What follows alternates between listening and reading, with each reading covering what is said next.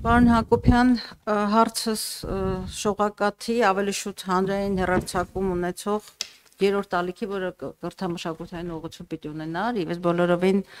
հեռու եմ մոտեցումից, որ սա շողակաթի փակումն էր, փակվեց երրորդ հանրապետական ծածկույթ ունեցողը, որը օրենքով ամրագրված կրթական եւ մշակութային ուղղություն պիտի ունենար։ Շողակաթը կգտնի իր տեղը մեծ տիրույթում, տեղեկատվական եւ այլն։ Ես ուզում եմ հանրային եթերը սպառողների անունից առհասարակ, ովքեր կրթական մշակութային հաղորդումների պահանջ ունեն եւ որը կարծում եմ նաեւ պետության պոզիտիվ պարտականությունն է եւ նաեւ օրենքով ամրագրված 20%-ի շեմը, որ վստահ եմ այդ մասին շատ լավ գիտեք, ձեր գերատեսչության եւ անձամբ ձեր տեսակետը այս որոշման առնչությամբ։ Տեսեք, մի քիչ տերմիններում մենք զգուշ լինենք, որովհետեւ շողակաթը չի փակվել, հա, դուք ասացիք փակվել է, չի փակվել, հա, փակվել է, հա, բայց ամեն դեպքում մենք հանրային, հա, դրամ, չէ, հա, ուշադիր լինենք, որովհետև դա շատ կարևոր է, տեսեք, ես միշտ անկեղծ եմ այդ հարցում եւ օրենքի փոփոխության հեղինակներն էլ գիտեն, որ ես այդքան էլ հաշ չեմ այդ որոշման հետ, իմ կարծիքով կարելի է շատ ավելի արդյունավետ եղանակ գտնել, հա, այդ խնդիրը լուծելու համար, որովհետեւ շողակաթը ծառայեր հասարակությանը, որտեղ ի վերջո դա հասարակական հեռարձակողների ալիքներից մեկն է։ Բայց այն թնջուկը, այն հնացած, հա, մեջ գցած հիվանդությունը, որ ուղեկցում է շողակաթի աշխատանքները, որովհետեւ այն ինչ շողակաթը ուներ, ինքը որևէ ձև իրավաբանորեն ամրագրված չէր։ Ինչ որ բանավոր կազմակերպությունների, հոգևոր եւ աշխարհիկ իշխանությունների 20 տարի ինքը գործում էր գրեթե անօրեն պայմաններով, հա, սա է, եւ երբ որ դուք եւ վերջին բաներին տարիներին 1-2 տարվա ընթացքում եւ մեր մշտադիտարկումները դա հստակ ցույց են տալիս, այդ տեսեք դուք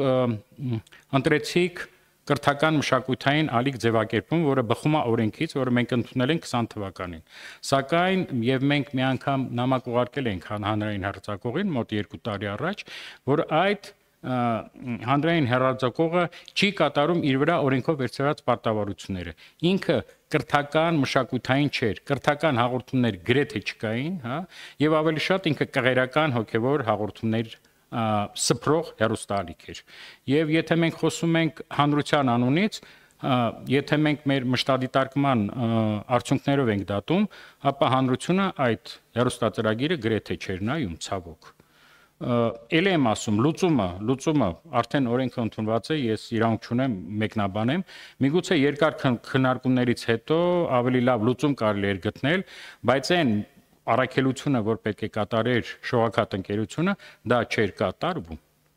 Դա միանշանակ միայն իմ կարծիքից է ամբողջ հանձնաժողովի, որը ոչ թե էմոցիաների վրա է հիմնված, այլ մեր մշտադիտարկումների։ Եվ կներեք կրթական ալիքը չի կարող հեռարձակել ու շատ հաճախ մի քահանայի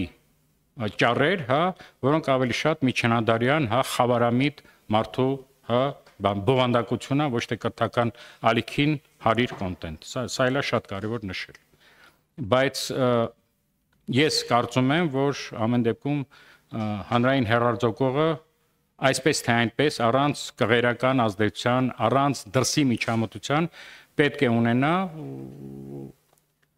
կրթական մշակութային բովանդակության ունեցողալիք, այստեղ իմ կարծիքը միշտ եղել է եւ նույնն է մնում։ Եվ ոչ միայն իմ, այլ նաեւ հանձնաժողովի բոլոր անդամների։ Կարճ սա։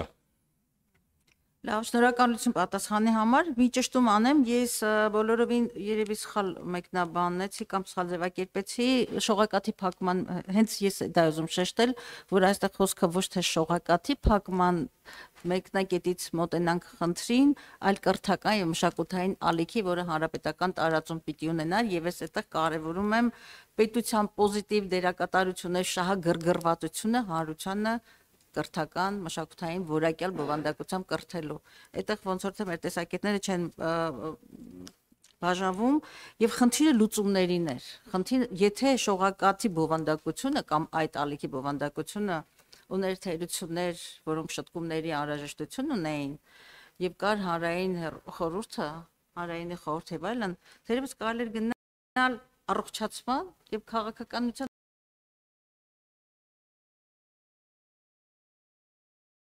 մշակման անհրաժեշտ եթերային քաղաքականության մշակման ճանապարհով, բայց ասես կացնային կտրել հանրապետական տարածում սփռում ունեցողը, ես ուղղակի տեսակետս եմ փոխանցում, չեմ ձեր այդ բանավեճի մեջ մտնում, այլ իսկապես տեսակետ եմ փոխանցում, մանավանդ որ